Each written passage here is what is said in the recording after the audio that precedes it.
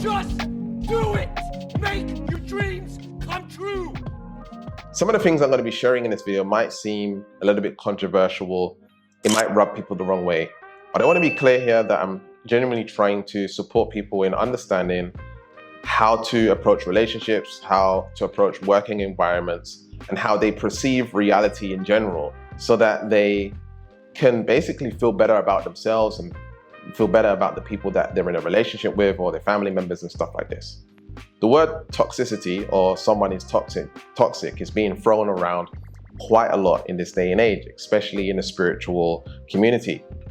It's something that is used quite a lot because I think people in the spiritual community are stuck with this identity of being positive all the time. I need to be positive, I need to think positive, and other people need to be positive too, which is actually toxic within itself if you really think about it, because you are requesting for people to be something other than they are.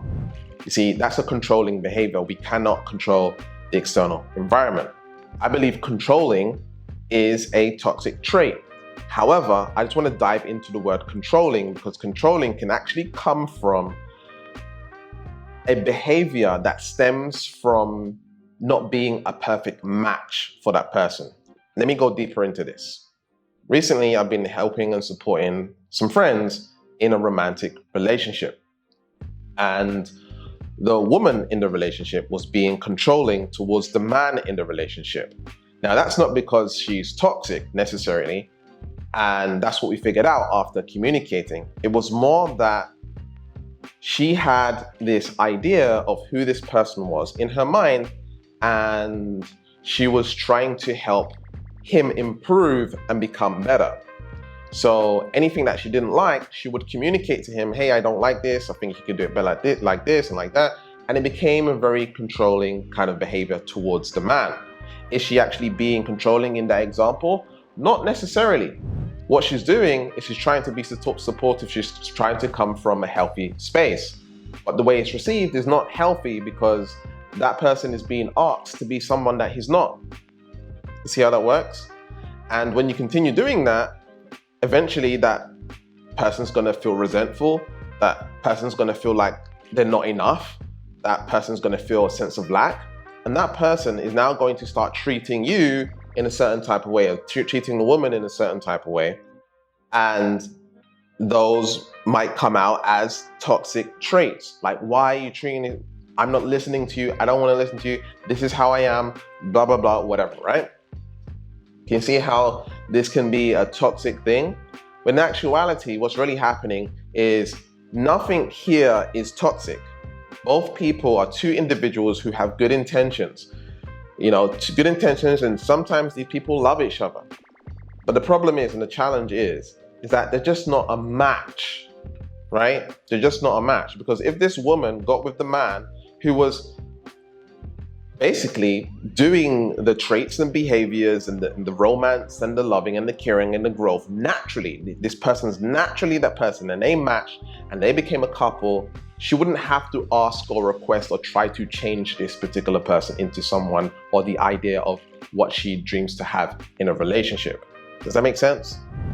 And so I think in relationships and romantic relationships, we need to realize that some people are just the way that they are, and we need to accept them for the way that they are rather than trying to change them into something different. So when it comes to toxicity, I think there's a general consensus on what toxicity is. Like, we don't see people walking around the street punching each other in the face. We don't see that. We don't see people being verbally abusive all the time. It's not something that we see in the general public as a whole. However, behind closed doors, we might see more of that, maybe in family dynamics, maybe we'll see that in romantic relationships, and maybe you speaking to your friends about your family or your relationships, you hear stories of this happening and that's happening. And it creates this sort of global mindset. It creates this mindset that the world is bad, people are toxic, people are this and people are that, especially when you see it over and over and over again. And I just want to be clear, in certain communities, you're going to see different behaviors. For example, if you're have an African background, or you're from somewhere like Nigeria or Guyana or whatever, like Caribbean, Jamaica, you're gonna have more of a hard approach to your communication, the way that you speak, the way that you treat relationships and stuff like that. That's just the way we are grown, that's the way that we are born, that's the way that our community operates. Whereas in other communities where it might be a little bit more gentle, for example, if we go to Asia and you go to Japan and you look at things like Tai Chi and Kung Fu and the way that they move and the soft and gentle movement and things like this, we see a different nature, different tone, different energy a way of communicating. It's more soft, it's more gentle, it's more polite. If we look at Americans versus people in the UK people are generally more quiet, more polite, more I'm not sure about generous. I'm not sure I'm going to use the word generous, but I'm from London, I'm from the UK. We have this certain kind of politeness to us, and we speak different accent as well, right? Whereas in America, I think things are a little bit bigger, people are louder, people have a higher energy. And so someone who is American speaking to an English person, this American person, might be really loud, very, big voice, especially if they're from somewhere like New York, for example, where the energy is a little bit higher, it's fast paced and stuff like that. Someone speaking to, speaking to someone in Asia, the person in Asia might consider that person rude, right? And which we now label nowadays as like toxic. This person's toxic, there's too much energy, it's not considerate, it's not this and that, all right?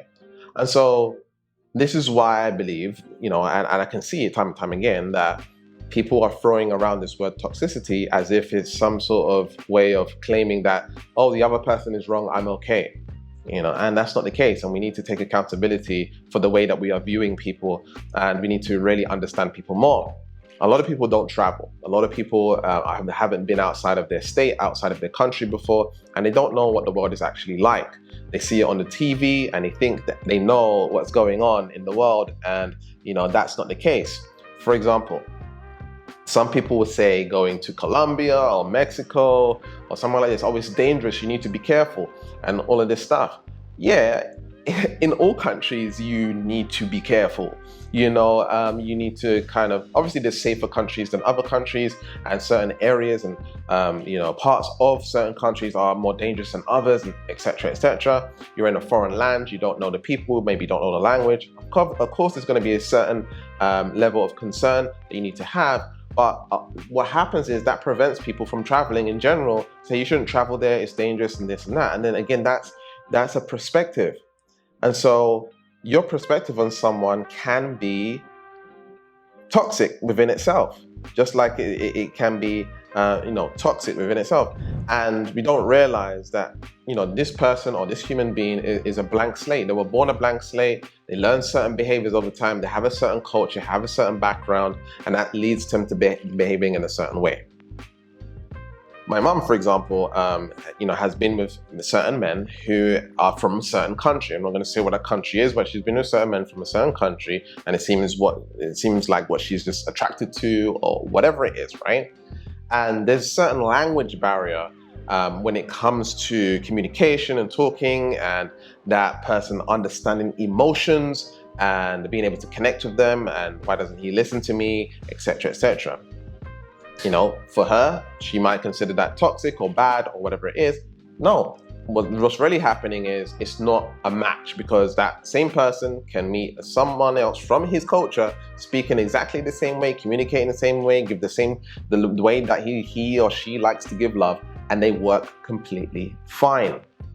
And so, can you see where I'm going with this, right? A lot of people think that people are toxic, when in actuality, you're just not a match. They're just not for you.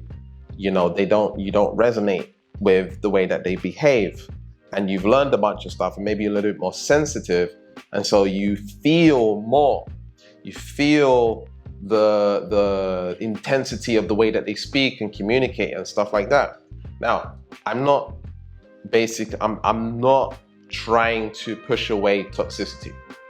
I'm just trying to bring it back a little bit to a more general consensus, rather than it being this wide spectrum of toxicity.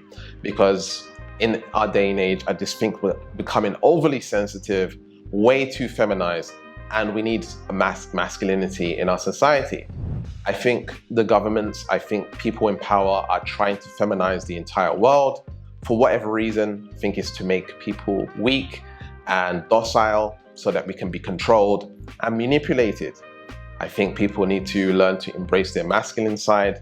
If you already got a masculine side, it's great. Maybe you need to embrace your feminine side. Generally, we need to have that sense of equanimity and stillness within, that everybody's going to be whatever they are. If they treat you in a certain way, it doesn't mean that they're a bad person. It might be just the way that they operate, the way that they are. And it's more about understanding that person and working with the way that their brain works, their culture, their background, and seeing if there's any compromise or whatever it is. And if there's not, you move on. You find something else, you leave the relationship. If it's within a family dynamic, I know that can be a little bit more stressful, and it might be situations that you can't escape from right now.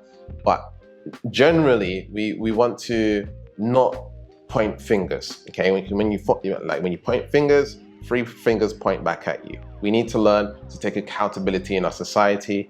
A lot of people have a hard time taking accountability in our society these days. They want to blame everyone else and think that everyone else is the problem. If you look into solipsism, it's where you feel as if everything is the world's fault and there's nothing wrong with you. It's kind of a form of narcissism. And this is what's happening in our society nowadays, specifically because of things like social media.